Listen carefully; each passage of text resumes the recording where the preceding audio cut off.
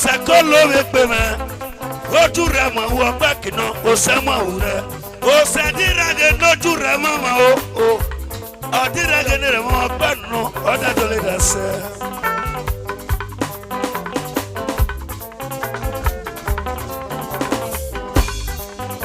Lucky gende bae. Hachi daughter lucky gende bae.